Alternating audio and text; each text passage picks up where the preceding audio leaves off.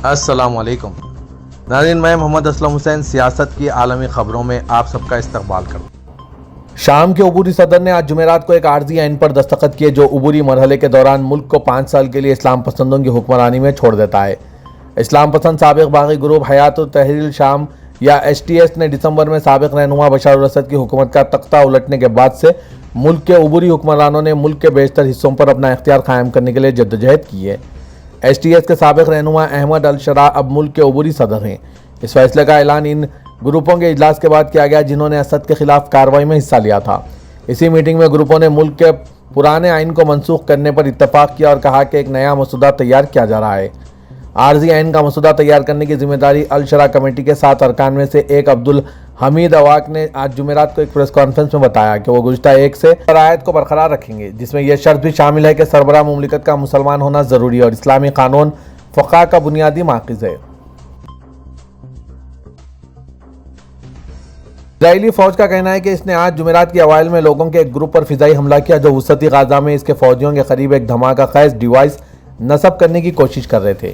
یہ دعویٰ وسطی غزہ کے مغازی کیمپ کے قریب اسرائیلی فائرنگ کی رپورٹوں کے بعد آیا ہے، جس میں کم از کم ایک شخص زخمی ہو گیا۔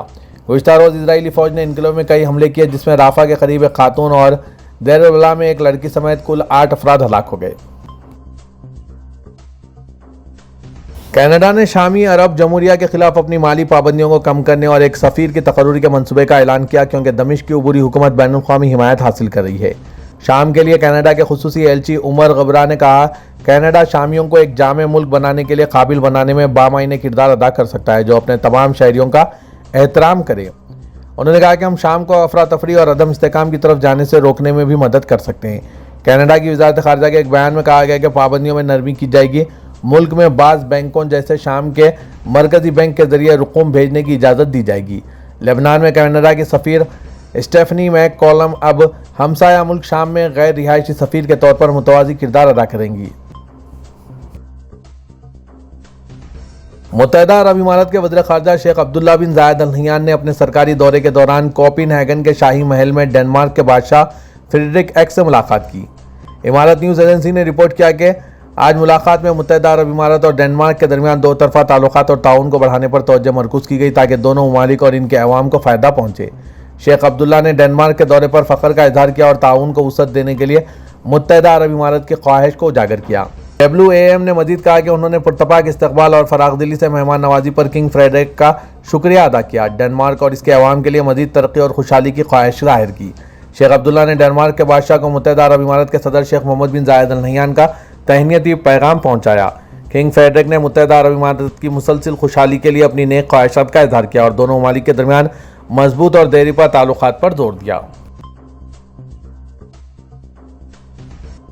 دبئی نے اپنے 2 سالہ ملازمت کے ویزے کے عمل کو اپ ڈیٹ کر دیا ہے، جس سے یہ متحدہ عرب امارات میں ملازمت کے موقع تلاش کرنے والے تارکین وطن کے لیے زیادہ مؤثر ثابت ہوگا۔ متعدد میڈیا رپورٹس کے مطابق یہ اپ ڈیٹس AI یعنی آرٹیفیشل انٹیلیجنس سے چلنے والی تجدید کو ہموار کر رہے ہیں، گولڈن ویزے کی اہلیت کو بڑھا رہے ہیں اور داخلے کے طریقہ کار کو آسان بناتے ہیں۔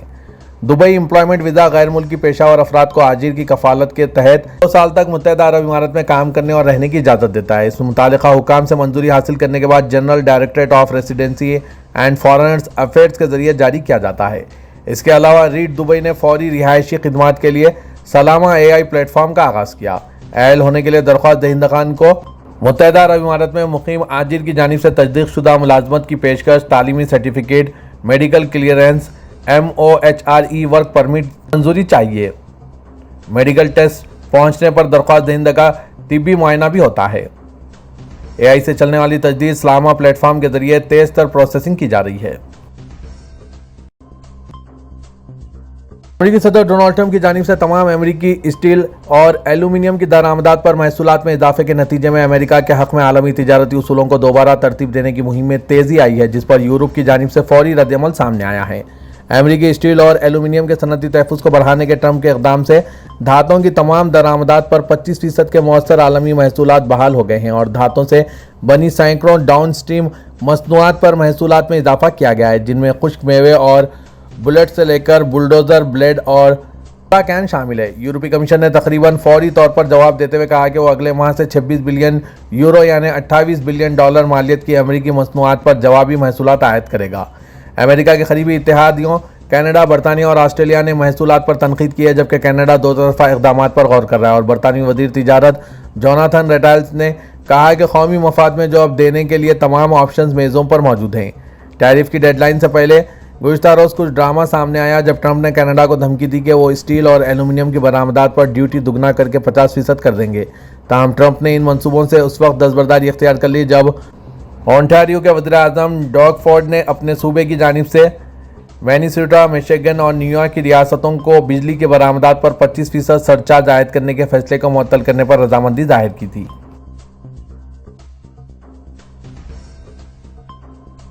افریقہ یونین نے آج جاری کردہ بیان میں کہا ہے کہ تقریباً 2 سال کی بدامنی سے تباہ حال اور جنگ زدہ سوڈان میں متوازی حکومت کے اعلان سے ملک کو تقسیم کرنے کا خطرہ ہے۔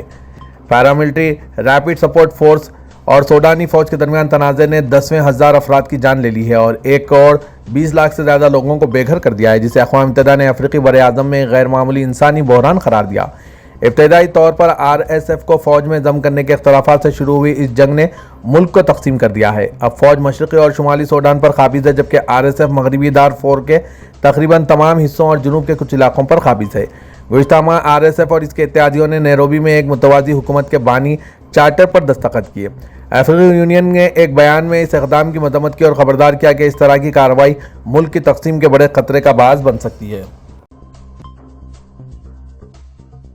سعودی عرب حالیہ سالوں میں تبدیلی کے سفر پر گامزن ہے، خاص طور پر جب بات خواتین کو بااختیار بنانے کی ہو تو تعلیم، کاروبار، افرادی قوت اور سماجی زندگی میں انہیں وہ موقع فراہم کیے جا رہے ہیں جن کا کبھی تصور بھی نہیں کیا جا سکتا تھا۔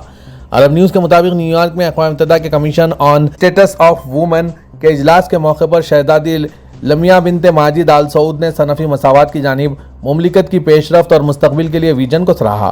رواں سال اقوام متحدہ کے commission on the status of women کے 69ویں اجلاس کی صدارت سعودی عرب نے کی۔ عرب نیوز کو ایک انٹرویو میں شہزادی لمیہ بنت ماجد آل سعود نے سعودی خواتین کی نمایاں پیش رفت، درپیش چیلنجز اور ملک کے مستقبل کی تشکیل میں نوجوانوں، خاص طور پر لڑکیوں کے اہم کردار پر روشنی ڈالی۔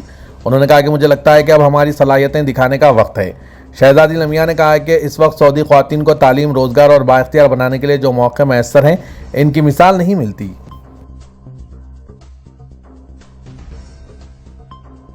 سعودی ایوان شاہی نے کہا ہے کہ شہزادی نورہ بنت بندر بن محمد آل عبد الرحمن آل سعود کا انتقال ہو گیا ہے۔ سعودی پریسیڈنسی کے مطابق ایوان شاہی نے کہا ہے کہ نماز جنازہ آج جمعرات کو مسجد حرم میں مغرب کی نماز کے بعد ادا کی گئی۔ ایوان شاہی نے متوفیہ کے لیے رحمت و مغفرت اور بلندی درجات کے علاوہ لواحقین کے لیے صبر کی دعا کی ہے۔ سعودی روڈ اتھارٹی نے اعلان کیا کہ رمضان مبارک کے پہلے 10 دنوں میں مکہ مکرمہ جانے والی سڑکوں پر 37 لاکھ سے زائد گاڑیاں سفر کر چکی ہے۔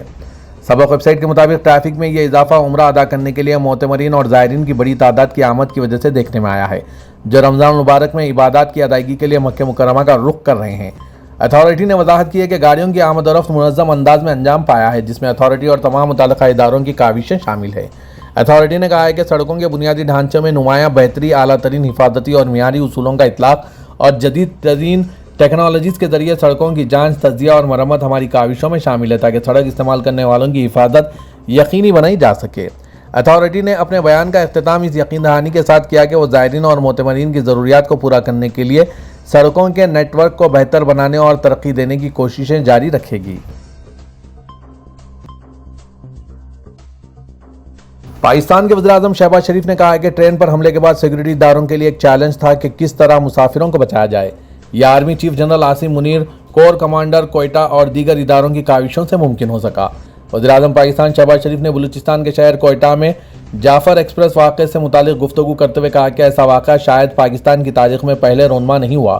اس ٹرین میں موجود مسافر عید پر اپنے گھروں کو جا رہے تھے، ان میں فوجی جوان بھی تھے۔ انہوں نے کہا کہ سیکورٹی اداروں کے لیے ایک چیلنج تھا کہ کس طرح مسافروں کو بچایا جائے۔ یہ army chief general Asim Munir, corps commander Quetta کی کاوشوں سے ممکن ہوا۔ اس کے بعد 339 یرغمال افراد کو وہاں سے بازیاب کرایا گیا۔ ہم نے ان دہشت گردوں سے تو جان چھڑا لی، لیکن پاکستان آئندہ کسی ایسے واقعے کا متحمل نہیں ہو سکتا۔ بلوچستان، یہاں کے اکابر اور وفاقی حکومت سب کو اس میں حصہ ڈالنا ہے۔ جب تک بلوچستان کی ترقی نہیں ہوگی، اس وقت تک ملک میں خوشحالی ممکن نہیں ہے۔ جب تک بلوچستان اور خیبر پختونخوا میں دہشت گرد ختم نہیں ہوتے ملک میں امن نہیں آ سکتا۔